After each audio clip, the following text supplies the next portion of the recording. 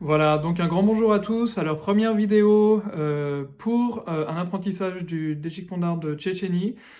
Première vidéo aujourd'hui qui touchera à l'accordage de l'instrument, en fait. Donc, je ne mentionne pas tout ce qui touche au changement de cordes, qui s'effectue en fait comme sur une guitare normale, guitare acoustique, corde acier, comme vous pouvez le voir ici.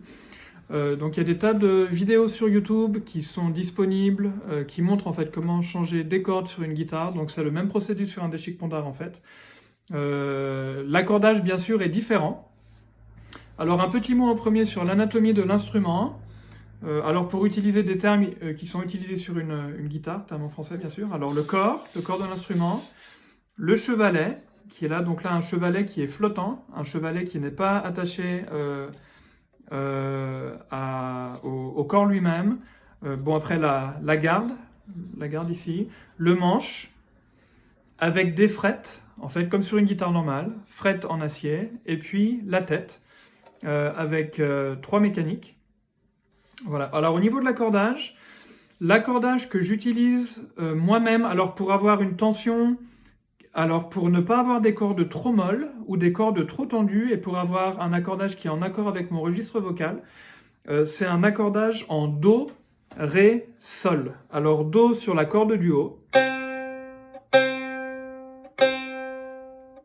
Ré sur la corde du milieu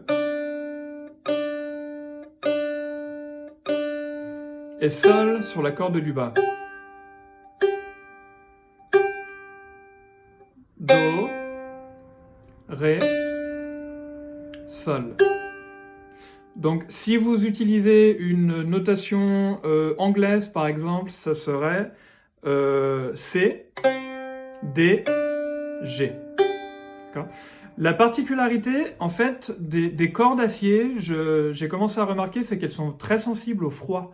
En fait, donc, s'il y a des écarts de température, ça peut affecter l'accordage de l'instrument. C'est pour ça qu'avoir une application sur son téléphone, par exemple, une application, un accordeur comme une application comme Sound Corset, qui offre en fait un réglage très précis, ça permet d'avoir un accordage très précis en fait. Donc c'est quelque chose à utiliser qui vous évitera pas mal de cassettes en fait à ce niveau-là. Alors, quelque chose qui est important aussi, c'est que la position du chevalet, en fait, aura une incidence sur l'accordage des cordes. Alors, une situation qui est très intéressante, que j'ai remarqué récemment, c'est que j'étais accordé, mon instrument était accordé en haut du manche, mais j'ai remarqué que dans les positions supérieures, il y avait un désaccord, en fait. Et je me posais la question par rapport à la raison de ce problème.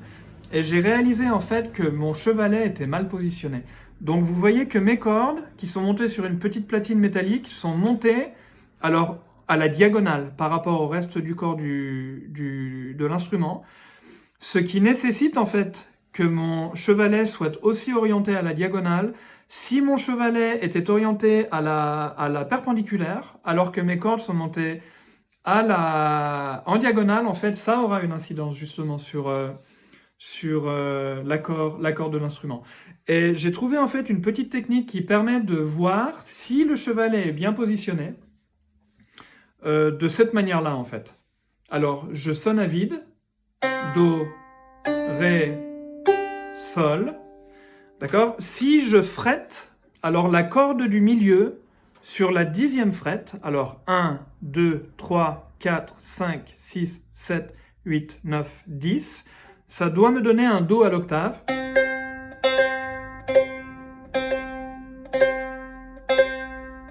D'accord? Ces deux cordes sont accordées les unes il y a un accord entre les deux cordes. D'accord? Si je recommence le processus sur la 3e corde à la 5e frette, avec mon index, et que je garde mon petit doigt en fait sur la 10e frette de la 2e corde,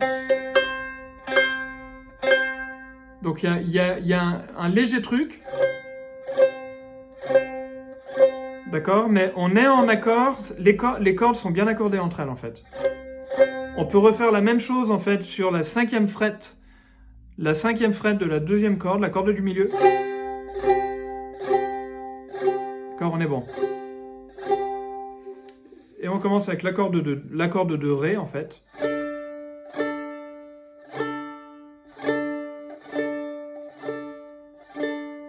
Il y a une légère bricole.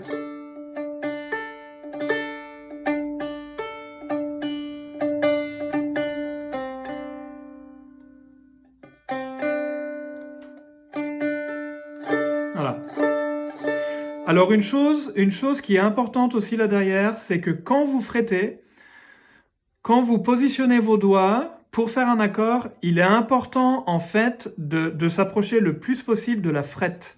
Alors de ne pas fretter au milieu, parce qu'on peut avoir un changement d'intonation en fait. Regardez.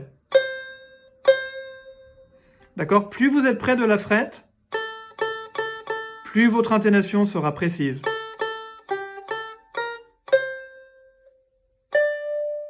D'accord? Donc là, on veut vraiment faire attention à positionner nos doigts quand on fait un accord le plus près possible de la frette. Alors, je vous le montre comme ça. Donc ça pour l'accord de Ré. Voilà, donc c'est ça pour l'accordage. Alors on a dit Do, C, Ré, D, Sol, G. Voilà, c'est tout pour cette première vidéo. Alors la prochaine fois, j'aimerais commencer en fait quelque chose pour donner des accords de base. En fait, des accords qui seront un petit peu comme des blocs pour ensuite pouvoir jouer des morceaux. Donc je vous ai donné aujourd'hui l'accord de Ré. Donc il se fait avec le pouce, 2e fret, corde du haut, et avec l'index, 2e fret, corde du bas, la corde du milieu est à vide. Voilà, c'est tout pour aujourd'hui. Bonne journée, bon courage.